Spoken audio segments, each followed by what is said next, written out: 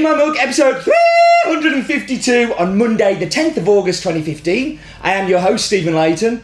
Welcome as always, and welcome to that news. Okay, we should get on with the news because this week's coffee is an African, and an African that I actually know lots and lots and lots and lots about, so it's kind of good to have a fair bit of info on this one, so we should get on. I just slowed it down by saying we should get on. Bolivia and Colombia were amazing. There are so many exciting projects going on in both countries. Super special coffees coming in the new year. Things that I think are going to be blow you away. Some new coffees, some old favourites getting better. I can't wait to share them with you, and we're going to see those beginning of next year. So exciting times. So. Remember many years ago we introduced Cascara to lots of you and you all went, wow, this is amazing. And you thought, that's it, I've had everything. I've had the seed, I've had the cherry, well, what else could I have? Well, we have now got a coffee flower tea. So the flowers from the tea have been harvested and you make them, brew them in a teapot. And in fact, instead of me telling you, why don't we go and watch a video about how to brew coffee flower tea. Hello and welcome to another of our brew guides, and this time we're not looking at coffee at all, but we're looking at the flower of the coffee plant. After a coffee harvest, there's normally a period of dry weather. During this time the coffee plant gets a little stressed at the lack of water. Then the rainy season comes, which sparks the coffee plant into creating little blossom flowers. These flowers are the start of the process of the coffee plant creating cherries for our lovely coffee beverages. But there comes a point where the flowers are about to fall off the coffee plant, and our hard-working partners in Bolivia have spent a huge amount of energy and time collecting these flowers. We've been able to separate different varietals of flower, which surprisingly taste very, very different. This labour-intensive hard work has created coffee flower tea, and we're going to walk you through how to brew. So we're going to need some things. First of all, of course, you need some coffee flower blossom, a teapot, a cup or mug, a kettle, and some scales. Step 1. Take 4 grams of coffee flour and place in your infuser in your teapot. Step 2. Add 300 ml just off the boiled water. Step 3. Let it infuse for 2 minutes, then remove that infuser. Step 4. Pour and enjoy. Just like tea, the flowers can be infused a second time. Use the same amount of water, but infuse for only 1 minute and 30 seconds. It will produce a slightly lighter brew, but it's just as enjoyable. Thank you for watching this brew guide, and I do hope you get a chance to watch some of the others that we've done. And please do remember, life is definitely too short for bad coffee flower tea. It's that easy. They're on the site now, you should definitely go buy them. We have 5 different varietals, all tasting completely different. That was the news. Now it's time for Focus On, and this week we're going to focus on Tanzania and its coffee industry.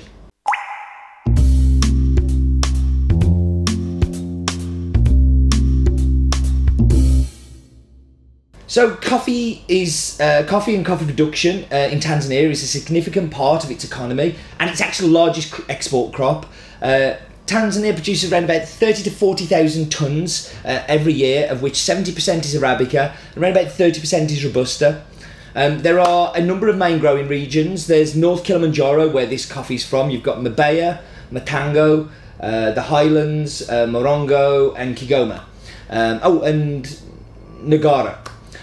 The main growing regions for Robusta is the Burka area and the Kagera region.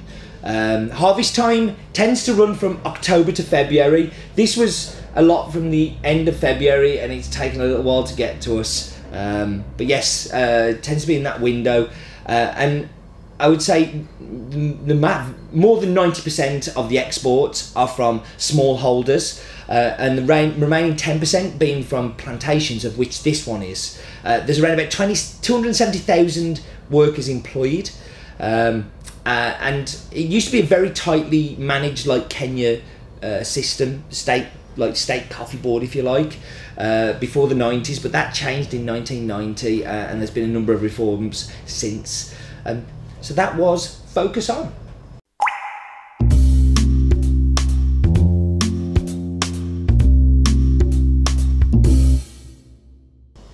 So this week's coffee comes from Arusha, which is the Armenia district in northern Tanzania, on the slopes of Mount Meru, not far from Kilimanjaro. Mount Meru, I think, goes up to about 4,500 metres above sea level. Arusha is used to be around about 8 kilometres away from the Burka estate, but as urban sprawls happened, the city has got closer to the farm. It literally borders the estates now. The estate Burka was originally found in 1899 by a German settler, Mr. Rahn, who decided to plant coffee and send it back to Germany. Burka is 1,500 acres, of which just over half, I think it's about 890, something like that, are dedicated to coffee. The neighbouring estate, Selian, is also owned by the same people.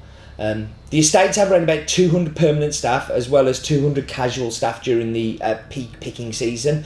And that can rise up to 5,000 when it gets really kind of hot and heavy. All of the permanent staff live within the estate, so they're all given houses. There are 4 different camps. They're all paid 20% above the government minimum requirement, as they feel that that's very important, that the people are rewarded on the farm, and they keep the good people as well.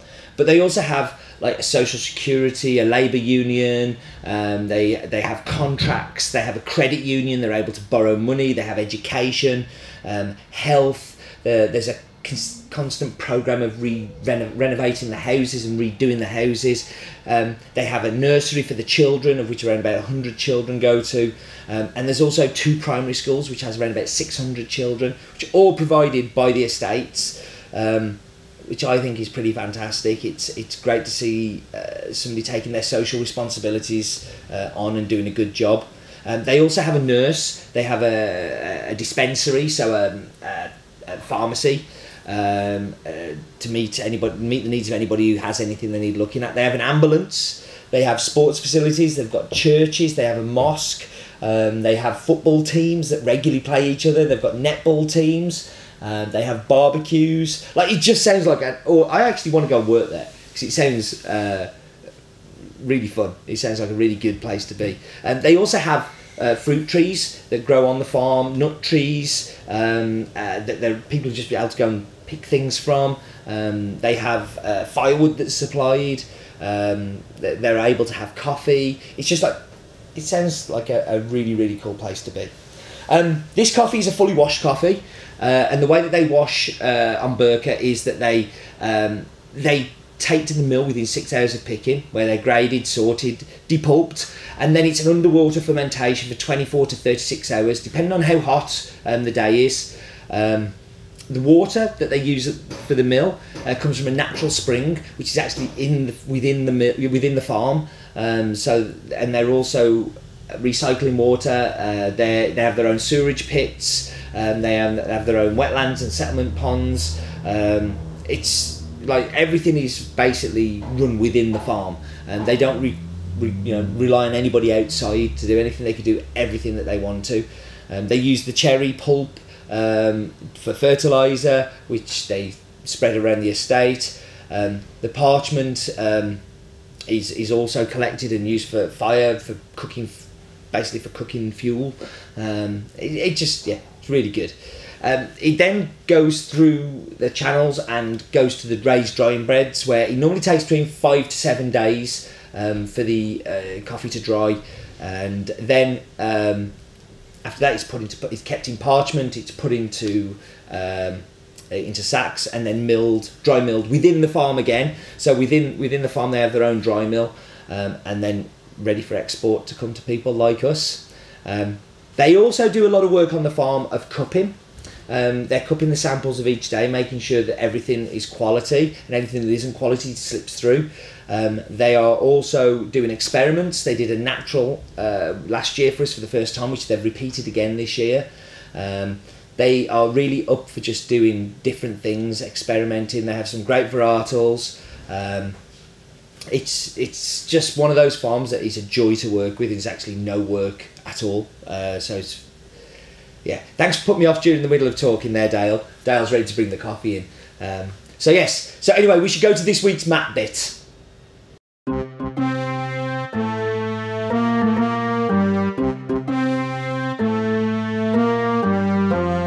I miss my song.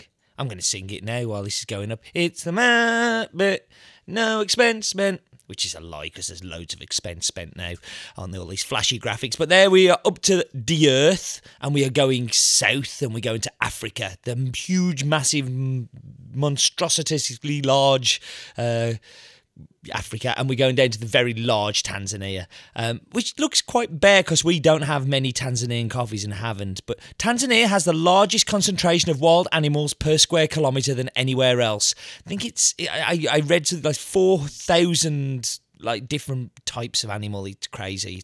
So we're going down here, and this is the farm. So Burka is below, and Selena is there. But look, so that is Mount Muru. And just in the far background, we'll go back there in a minute, which is the Kilimanjaro is 5,895 metres. At the lowest point is the Indian Ocean. So we can, let's go up to that highest point, I think. Let's whiz around this. Look at this. Whee! So that's Muru there, and you can see the farm still. So that's the very top. But then if we just take a jump back, that is the top of Kilimanjaro, and that is, you still see the farms just in the distance there. It's absolutely gorgeous that you can see the farms from Kilimanjaro. And just have a look at Kilimanjaro, you can see, there it is just in the background. And you are amongst the trees at that point. So there's another upward view down to the farm again. So Burka is the bottom part, and Selena is the top part, and that was the map bit. So now it's time for Roland's Daft Fact of the Week.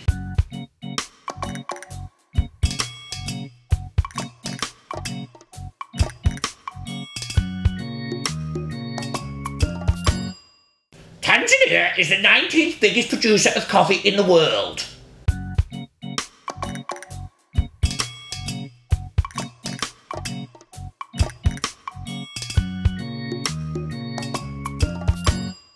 Wow, Glue's doing coffee facts again. That's unusual. Right, let's go and get tasty, delicious coffee. Be back with you in just a minute. So I'm back. You can tell Dale's done the coffee this week because it's called In My Mug, but he's delivered the brewed coffee in a glass. Doesn't get the concept at all. Right, into the espresso. Although he has given me a spoon, so that's definitely a brownie point for that.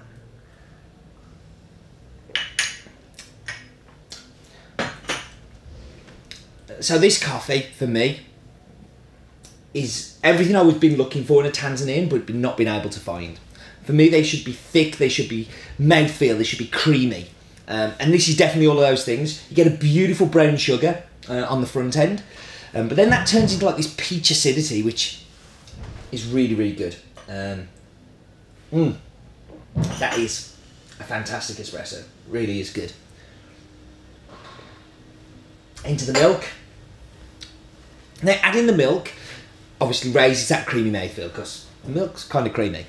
But that sweetness changes for me, and it just so reminds me of marshmallows. It's got that real kind of chewiness to it as well. It's like, and this is a personal thing, and I don't know whether you know these, but the flumps, you can get like the really long marshmallows that are like twisted round. It tastes like a flump to me. It really does. Yeah, no, that's a good cappuccino as well. There's nothing fighting each other. It's all in harmony. So into the brewed. I hate drinking from glasses. Now with the brewed, that brown sugar comes back as the main component, and I'm getting like this real like hit of peach. It's deliciously refreshing. It's clean. Everything that I think a Tanzania should be. So, thank you very much for joining me as always, and do remember, life is definitely too short for bad coffee.